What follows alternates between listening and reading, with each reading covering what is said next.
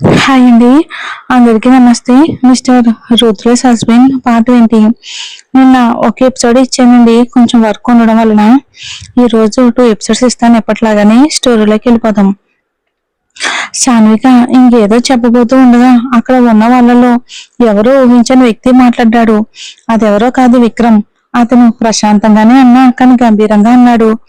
అమ్మా, నీకు సాన్విక మీద ఎంత కోపం ఉన్నా ఆమె తల్లి తండ్రులను లేదా వారి కుటుంబాన్ని ఇలా అవమానించే హక్కు మీకు లేదు. అది మీ గౌరవానికి తగిన ప్రవర్తన కాదు. దయచేసి హద్దులు దాటొద్దు. ఇలా మాట్లాడుతూ ఉంటే ఈ విషయంలో నేను మీకు మద్దతు ఇవ్వలేను. విక్రమ్ నోట అలాంటి మాటలు విని సుమిత్రాదేవి పూర్తిగా ఆశ్చర్యపోయింది.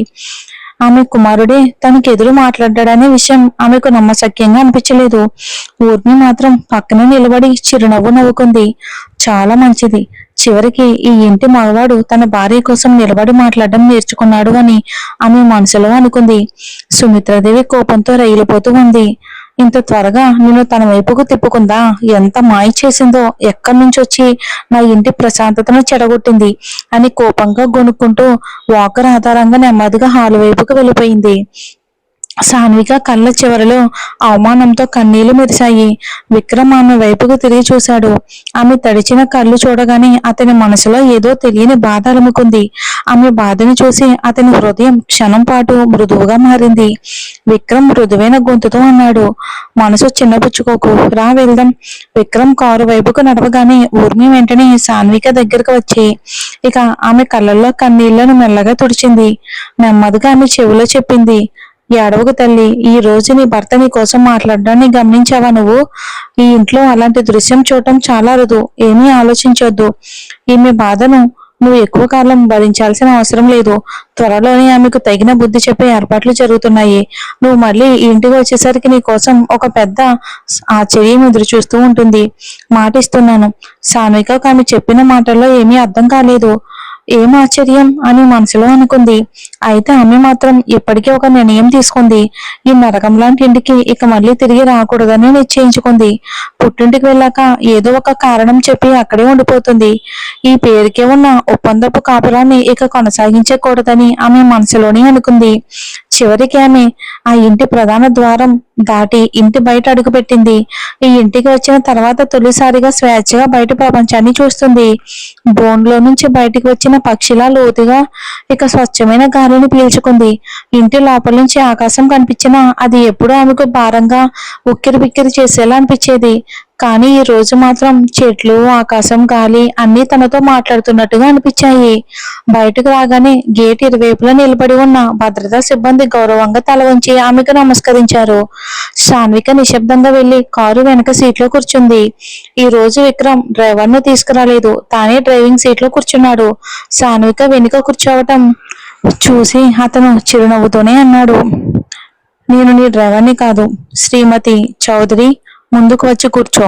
శ్రీమతి చౌదరి అనే ఒక్క మాట సాన్విక హృదయాన్ని తెలియని భావంతో తాకింది. ఆమె శరీరం అంతా ఒక్కసారిగా అలజడి పుట్టినట్లు అనిపించింది. మెల్లగా ముందుకు వచ్చి అతని పక్కనే కూర్చుంది. విక్రమ్ కారు స్టార్ట్ చేశాడు. కారు కదలడానికి ముందు సాన్విక చివరిసారిగా కిటికీ బయట నుంచి చౌదరి భవంతిని చూసింది. ఇక ఈ ఇంటికి నేను తిరిగి రాను. ఈ రోజు నుంచి నేను పూర్తిగా స్వేచ్ఛ పొందాను అని మనసులోనే అనుకుంటూ సైలెంట్ గా ముందుకు చూస్తూ కూర్చుంది. అయ్యో, త్వరగా రండి. ఎక్కడున్నారు? ఆ అమ్మాయి అల్లుడు గారు వచ్చేశారు. త్వరగా వచ్చి చూడండి. సాన్విక ఇంటి ముందు విక్రమ్ విలాసవంతమైన కారు ఆగగానే జయదేవి ఆనందంతో భర్తను గట్టిగా పిలిచింది. ఆమె గొంతులో ఉప్పొంగిపోతున్న సంతోషం స్పష్టంగా కనిపిస్తుంది. కారులో కూర్చున్న సాన్విక తల్లిని చూడగానే భావోద్వేగానికి గురయ్యింది. వెంటనే కారు దిగి పరిగెత్తి వెళ్లి తల్లి ఒడిలో చేరిపోవాలి అనిపించింది. ఇంకొక క్షణం కూడా ఆగాలని ఆమె మనసు ఒప్పుకోలేదు. ఇంకా ఆతృతగా కారు తలుపు తెరవబోతూ ఉండగా విక్రమ్ ఆమె వైపుకు చూసి అన్నాడు, ఒక్క నిమిషం, నేనే తెరుస్తాను అని. అంత తొందర ఏమిటి? వచ్చేసాం కదా. సాన్విక మొహం చిట్లించి వచ్చేసాం అని అంటారు. అమ్మాయిల మనసు మీకు మాత్రం ఏమీ అర్థం కాదు. ఒకరోజు మీ ఇంటిని వదిలి మా ఇంట్లో ఉండండి, అప్పుడు ఈ చిన్న దూరం కూడా ఎంత బాధిస్తుందో తెలుస్తుంది అని మనసులోనే అనుకుంది. విక్రమ్ ముందుగా కారు దిగి ఆమె వైపు ఉన్న తలుపు తెరిచాడు. తర్వాత చెయ్యన్నిచ్చి జాగ్రత్తగా ఆమెను దిగేలా చూశాడు. అప్పుడే సాన్వికకు తను ఎంతసేపు తలుపు ఎందుకు తెరవలేకపోయిందో అర్థమైంది. ఇంత నాటకం చేయడానికా అని మనసులో అతనిపై చిన్నగా విసుక్కుంది. ఆమె పెదవులు బిగించి మౌనంగా నిలబడిపోయింది. ఇంత ఖరీదైన కారు ఆ వీధిలోకి రావటం చాలా అరుదు. పైగా సాన్విక భర్తగా పేరుగాంచిన విక్రమ్ రావటంతో చుట్టుపక్కల వారందరిలో ఆసక్తి మరింత పెరిగింది. పక్కింటి వాళ్ళు ఒక్కొక్కరుగా బయటకు వచ్చి ఆసక్తిగా చూశారు. సాన్విక కారు దిగగానే కొందరు మరింత దగ్గరగా వచ్చారు. అయితే పెళ్లి విందు రోజు జరిగిన సంఘటన తర్వాత ఈసారి మాత్రం ఎవరూ బహిరంగంగా ఎలాంటి వ్యాఖ్యలు చేయటానికి ధైర్యం చేయలేదు. కానీ వాళ్ళల్లో వాళ్ళు మాత్రం గుసగుసలాడుకున్నారు. చూడండి, సాన్విక ఆమె భర్త వచ్చారు. అయ్యో, సాన్విక ఒళ్ళంతా బంగారంతో నిండిపోతుంది. చూస్తుంటే అన్ని నిజమైన బంగారం లాగానే ఉన్నాయి. మరో పెద్దావిడ ఆశ్చర్యంగా అంది. పెద్దింటి కోడలుగా వెళ్ళింది కదా, బంగారం కాకపోతే ఇంకేం ధరిస్తుంది? ఆ అమ్మాయి అదృష్టం ఎంత బాగుందో. వెంటనే ఇంకొక మహిళ నిట్టూరుపుతూ అంది. నిజమే, పెళ్లి పెద్దమ్మాయి కోసం కుదిరింది, కానీ చివరికి చిన్న చెల్లెల అదృష్టమే వెలిగిపోయింది. కమలిక తన చేతులారా తన అదృష్టాన్ని వదులుకుంది. ఇంత మంచి కుటుంబం, ఇంత మంచి భర్తను ఎవరు వదులుకుంటారు? నిజమే, పెద్దింటి అల్లుడు పోయాడు, బంగారు నగలు పోయాయి, తల్లి తండ్రులతో ఉన్న బంధం కూడా శాశ్వతంగా ముగిసిపోయింది. ఇప్పుడు ఆమె దగ్గర మిగిలింది ఏంటి? ఒక చిన్న ఇల్లు, సాధారణ జీవితం మాత్రమే. విన్నాను ఆమె భర్త స్కూల్లో ఉపాధ్యాయుడంట. అలాంటి జీతంతో భార్యను రాణిలా చూసుకోగలడా? చుట్టుపక్కల వాళ్ళు ఇలా గుసగుసలాడుతూ ఉండగా ఆ వీధిలో ఓ యువతి తన అత్తయ్యను మందలిస్తూ అంది. అయ్యో అత్తయ్య, కాస్త నోరు మూసుకుంటారా? మీ ఇంటి విషయాలు చూసుకోండి. రోజంతా ఇతరుల జీవితాల గురించే మాట్లాడుకుంటారు. నేను మాత్రం దగ్గరగా వెళ్లి సాన్విక అక్కను ఆమె భర్తను చూస్తాను. ఇద్దరూ కలిసి ఎంత అందంగా ఉన్నారో, ఎంత బాగున్నారో. ఆ అమ్మాయి మాటలకు అక్కడ వాళ్ళు మొహాలు చిట్లించారు. మేమేమైనా గాలి పీల్చడానికి వచ్చామా? కొత్త దంపతులను చూడడానికే కదా అందరం వచ్చాం అని మనసులో అనుకున్నారు. ఇక జయదేవి ఒక క్షణం కూడా లేట్ చేయకుండా హారతి పళ్ళెం తీసుకుని ముందుకు వచ్చి ప్రేమతో కూతుర్ని అల్లుని ఇంట్లోకి ఆహ్వానించింది. ఇప్పటికే కొంతమంది బంధువులు కూడా అక్కడికి వచ్చారు. అందరూ కలిసి శుభాకాంక్షలతో మంగళ ధ్వనులు చేశారు. విక్రమ్ మాత్రం ప్రశాంతంగా ఒక పెద్ద మిఠాయిల పాత్రను చేతిలో పట్టుకుని నిశ్శబ్దంగా నిలబడ్డాడు. సాన్విక అతని చేతిలో ఉన్న మిఠాయిలను చూసి ఆశ్చర్యపోయింది. ఇవి ఎప్పుడు కొన్నారు? అయినా నాకు అసలు తెలియనే లేదే. దారి మొత్తం అతని మనసులో ఎంతగా తిట్టుకుందో గుర్తొచ్చి ఆమెకు కొంచెం సిగ్గేసింది. ఖాళీ చేతులతో వస్తున్నాడని అనుకున్నాను. అందరి ముందు నన్నే ఆట పట్టిస్తారనుకున్నాను. కానీ కనీసం మా ఇంటి పరువు మాత్రం కాపాడ్డాడు అని అనుకుంది. హారతి పూర్తయ్యాక సాన్విక తండ్రి విమల్ గారు ముందుకు వచ్చారు. విక్రమ్ భుజంపై ప్రేమగా చెయ్యి వేసి చిరునవ్వుతో అన్నారు. బాబు, మీరు ఈ రోజు రావటం నాకు చాలా ఆనందంగా ఉంది. మీ ఇంటి స్థాయికి మేము సరిపోకపోవచ్చు, అయినా మీకు ఆతిథ్యం ఇవ్వటంలో మాత్రం ఎలాంటి లోటు ఉండదు. విక్రమ్ ఏమీ మాట్లాడకుండా చిన్నగా చిరునవ్వు నవ్వాడు. జయదేవి హారతి పళ్ళాన్ని వెనుక ఉన్న వారికి ఇచ్చి ప్రేమగా అంది. రా బాబు రా, లోపలికి రండి. కానీ విక్రమ్ వెంటనే లోపలికి వెళ్ళలేదు. అతను ఒక్కసారిగా వంగి విమల్ గారికి జయదేవికి పాదాభివందనం చేశారు. విక్రమ్ ఆ అనూహ్యమైన ప్రవర్తన చూసి సాన్విక హృదయం అపూర్వమైన ప్రశాంతతో నిండిపోయింది. ఆమె కూడా వంగి తన తల్లి తండ్రులకు నమస్కరించింది. విమల్ గారి కళ్ళల్లో ఆనంద బాష్పాలు కమ్ముకున్నాయి. పెళ్లి రోజు జరిగిన అవమానాల తర్వాత ఈ అబ్బాయి ఇంత గౌరవం ఇస్తాడని ఆయన కలలో కూడా ఊహించలేదు. కళ్ళల్లోని నీటిని మెల్లగా తుడుచుకుని ఇద్దరిని హృదయపూర్వకంగా ఆశీర్వదించారు. చాలు బిడ్డలు, చాలు. ఎప్పుడు సుఖ సంతోషాలతో ఉండండి, దీర్ఘాయుషులతో ఆనందంగా ఉండండి. విక్రమ్ ఆ తర్వాత సాన్విక వైపుకు తిరిగి సహజమైన గొంతుతో అన్నాడు.